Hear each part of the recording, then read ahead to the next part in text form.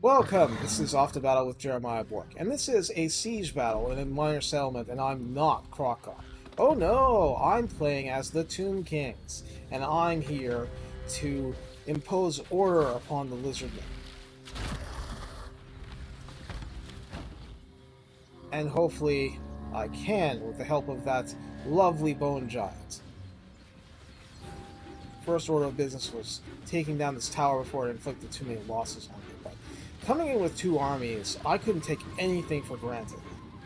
Because they have things like Pharaoh Bastillodon here, Blessed Skink Skirmishers, more,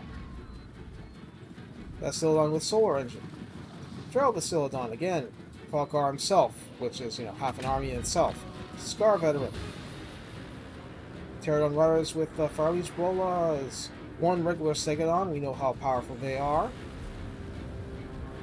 There's a Carnosaur hiding around there somewhere. A Blessed Carnosaur, yeah. So there's a lot here, and I'm trying to be very patient and methodical. But having said that, I'm not exactly expecting those units to survive.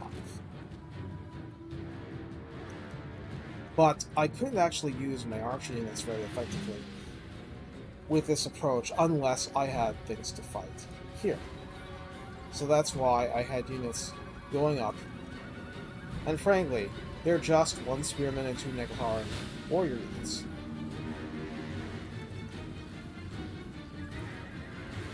So it was just a matter of trying to create a situation, because not all of these... the Blessed Temple Guards definitely have shields. And that was a big issue. But the Skink Cohorts, they do have shields, but they are bronze shields. Pharaoh Bastillodon, Skink Cohort.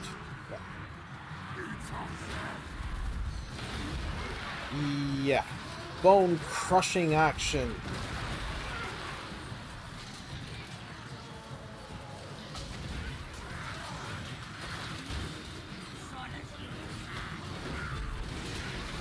But because they're in archer range, they're going to be worn down. It may not be a very pretty process, but... Oh yeah, and here's the Carnosaur coming to play. Yeah, this looks kind of bleak, doesn't it? But we had a second army ready to come in, so it wasn't going to be this bleak forever. Having said that, yeah, that's very impressive. If this was the whole battle, it would be very one-sided and over pretty quickly for us.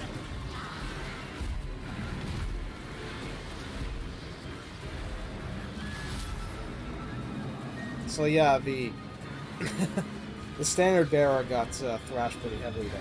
But you see these arrows coming in, and we are wearing down these units.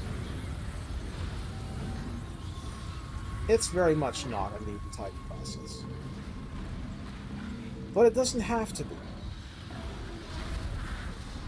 I didn't know if this was the best approach. I was experimenting, there was a lot to do. But that secondary army, I couldn't just plow them through, so I had to have time to reposition, and this bought me time while inflicting damage upon the enemy, and lowering their stats in their situation. And finally, the Nekaharan warriors were crumbling to the last.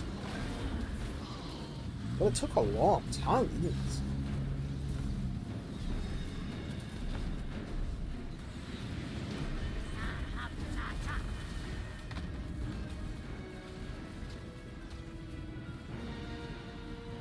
This is a very valuable unit, and for them to be whittled down to this low HP, it wasn't worthless at all. Because what we had to do was just wear them down. Because if I tried to be cheap and went around and captured a bunch of stuff, they'd just send the Fire Leech Bolas, they'd send Kroq-Gar by himself, a really big problem. And here these temple guards are just foolishly staying in the action. I can just send a single spearman unit up to gather their attention, and they're going to crumble into dust pretty soon themselves. Figuratively speaking, in their case, of course.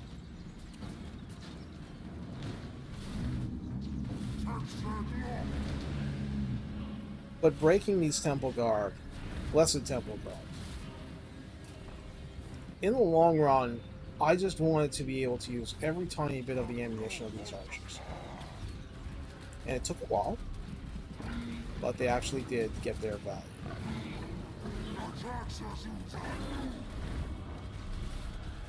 Even though they are not armor-piercing per se units.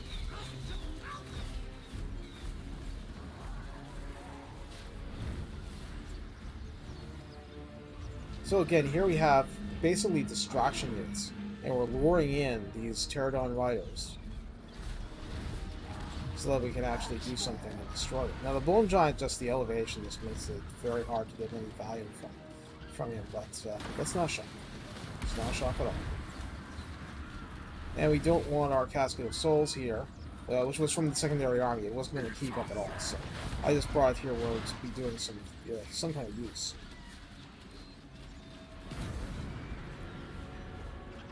We're just trying to whittle everything down that we can. As you can see, it's actually, over time it's effective, but I have not really found shortcuts as the Tomb Kings. In a situation like this, you are just going to take a lot of casualties. So it's just a matter of what you want to risk at what point in time. But I was relying hard on my secondary army to be able to make real progress, getting the terrain in the real state.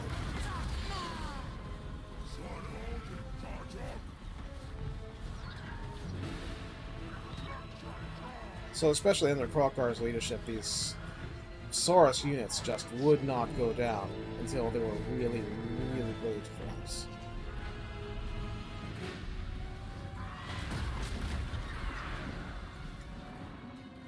I had a very small action over here. I had this Sophocle Stalker Regiment of Renown units, and I was just trying to use them on finishing off the Lesser Temple Guard, because I felt that was within their capacity. Even just having these platforms, the Stalkers are not very good at dealing with something like a platform. I mean, if you try to do it with melee to save their ammunition, but they can fire at towers, and they're shockingly strong. Now here we finally have some action on this side. We have the Blessed Carnosaur trying to actually do something about it, but the Ushabti are, I didn't want to risk them too much because I wanted to lure into my archer ranges here. And various kinds of, well, I had my archer chariots, but yeah. Just a matter of willing them down in a different way.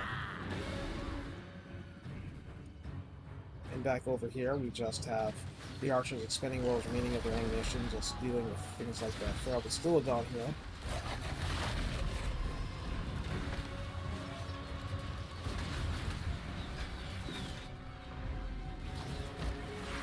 That's really putting your foot down.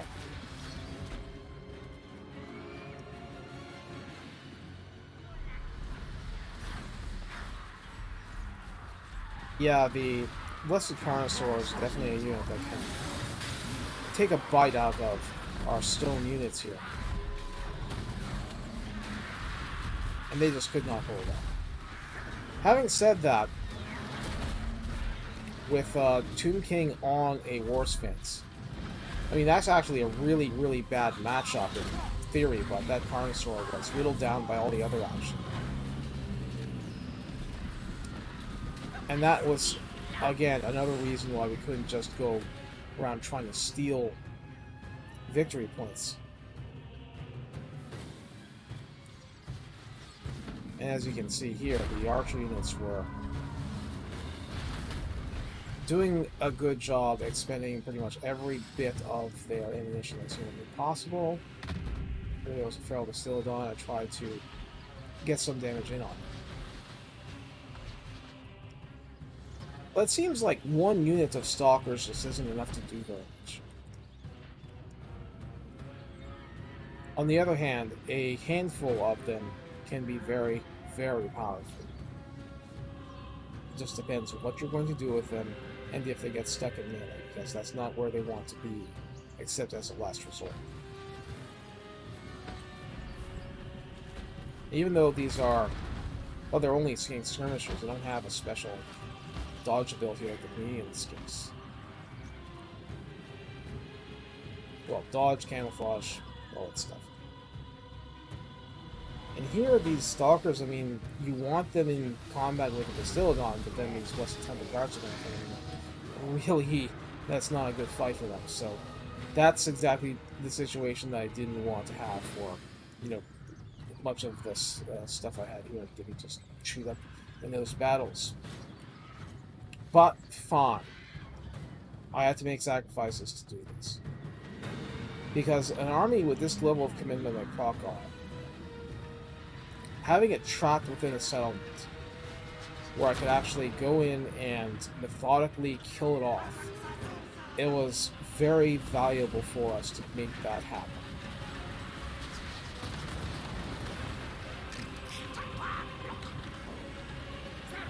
Skin cohorts are chariot fate. You don't fight much for skin cohorts as Khalida very often. So it's actually very refreshing that you can actually make something happen to that effect. And that's the same thing for King Wakaf. Am I getting that right? Wakaf. Yeah, I guess so. Coming in and just cleaning up on what's the skin skirmishers, he can do that. At this point, the Farleigh Bolas, they wanted to do some real damage. Now, they do have fire damage, so that's not a good thing for a Tomb King. And we have Kroq-Gar coming in, which is, the main problem. So I want this Tomb King out of here as much as possible. I do not want him in the middle of that. But now that we're on this end, we want to just keep pushing somehow. And here I have the horse archers that I had as a group in this campaign come in and start finishing off the Pterodon riders. And just be able to push with speed and some degree of mass. But Kroq-Gar by himself, we didn't have much of an answer for him at this point. So here I had the Nekahar horsemen that I had in reserve for all that time coming in to work on finishing off the Pterodon riders.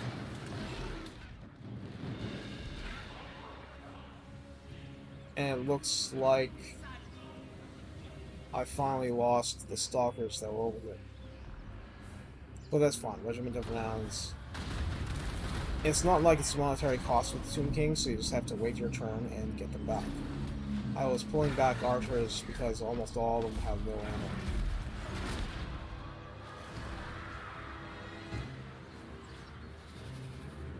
And it's taking a little bit of damage, but it's going to take a while for that Tomb King to get over there. And it's not because I wanted to duel Kroq-Gar, it's because they actually have the speed at which they get through this barrier and go that way. So then I'm having these guys try to come up here and take this victory point. So it's, very, very gradually dealing with things, but it's not very pretty. It was never going to be pretty. And it doesn't need to be pretty. But boy is it not. And Chariot's just,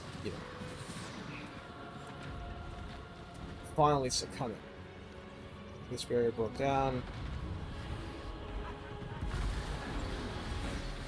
Oh, they did survive! Somehow they broke off, and 13 units. 13 models is a lot to be firing into Kroq-Gar, and that's very, very, very high. And it seems that we got the victory point over here. So if they can burn through this barrier, they can help finish off Kroq-Gar, potentially. Everything else here is just trying to burn through the defenders, just through sheer, I don't mean for the archers to actually fight hand to hand. But that's just such a large battle, it's difficult to have control of every facet at the same time. A very consistent problem, but two units for you. That's just the faction.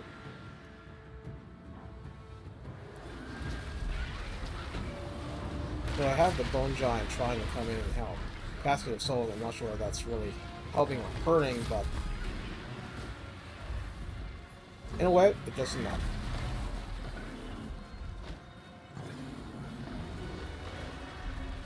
The cavalry will soon arrive.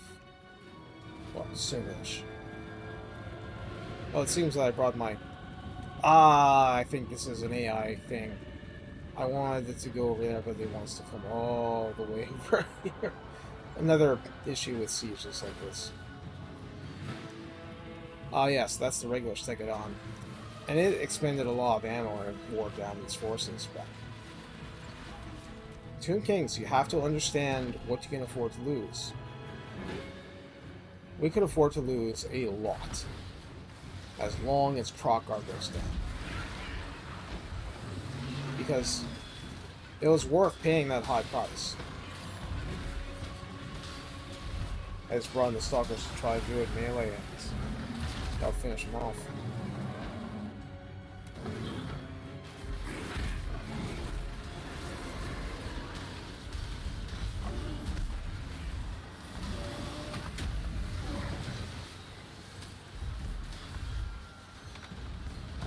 They're actually bringing in reinforcements in that end.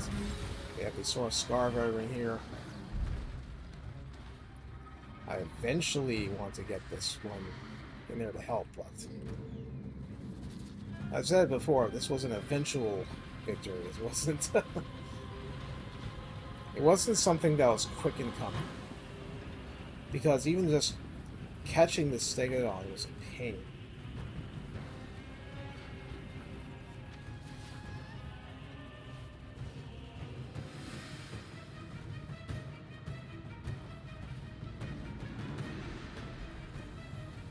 Kroq-Gar trying to flee.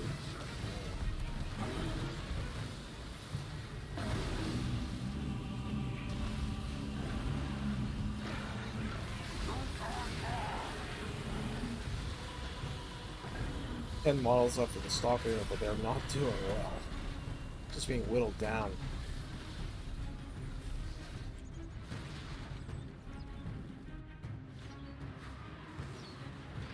We're trying to wrap around to get to this victory point, but honestly, at this point,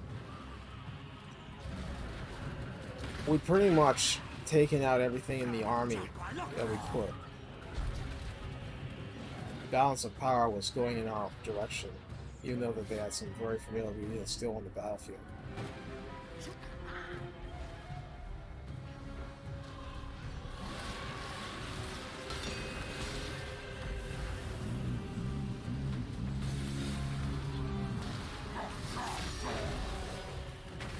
That was a very exhausting process.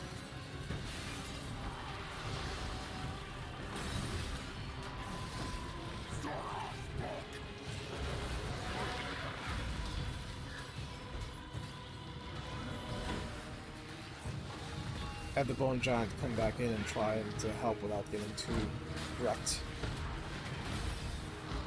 Here's another like car, of course we need. Oh yeah, Kroq-Gar actually came on this end.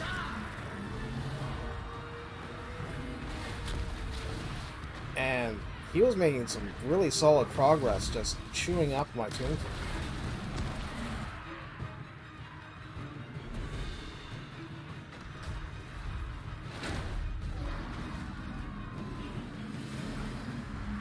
So it's only because Kroq-Gar was worn way down that I didn't lose this Tomb King.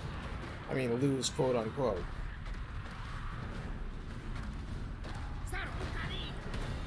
Finally, with Kroq-Gar shadowing, that brings an end to this grueling siege.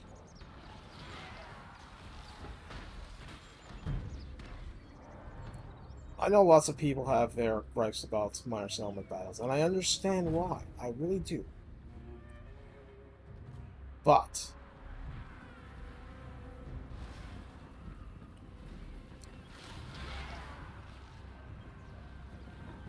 there was still a lot of real fighting going on here.